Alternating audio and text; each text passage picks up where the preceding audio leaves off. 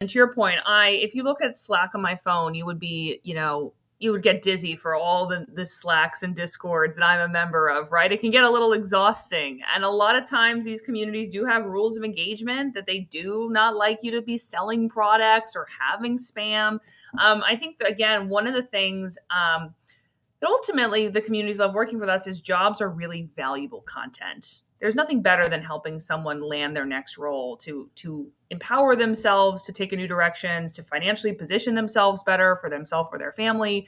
And so again, the communities really like working with us because we're really curated. We're really not just spraying and praying and putting every job in there. We're really using the data about what jobs based on clicks and applies are really resonating with that talent pool, get other like-minded jobs in front of those people. And so because of that trust that exists and because of the value we're bringing, a lot of these communities say when they sign up with us, I used to spend hours going on LinkedIn searching for jobs just to post in my community. So it's not only that, we're providing the jobs, but it's that curation as a service, if you will, of we're not just throwing any job in there and seeing what sticks on the wall. We're actually being really intentional about the jobs that we're sharing.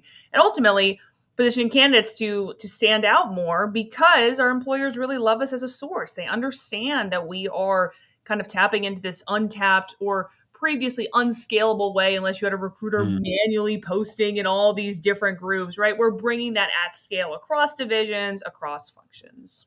Yeah, and I think that's a really great example of how AI can do that, can do things at scale that were previously kind of impossible. And I think you make a great point there about relevance, and if you deliver highly relevant content to people, then that's always gonna it's always going to build that kind of trust and credibility.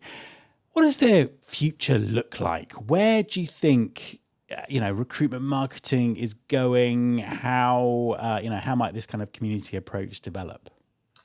It's a question my team and I are constantly asking. And, I think that a lot of when I explain to people what I'm doing outside of HR tech, they don't even know the concept of recruitment marketing. The idea that companies have these budgets to advertise their jobs. When you think about it, in our industry, we're very familiar with it.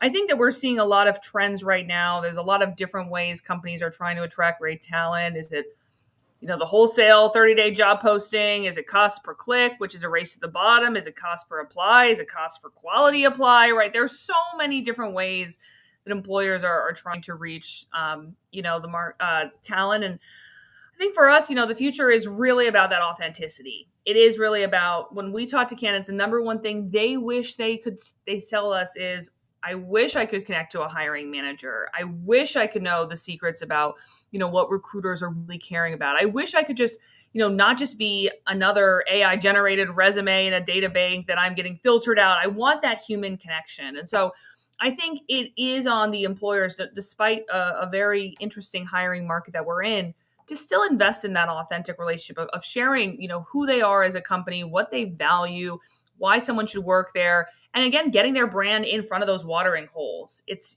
getting in front of these spaces that is going to pay long-term dividends for you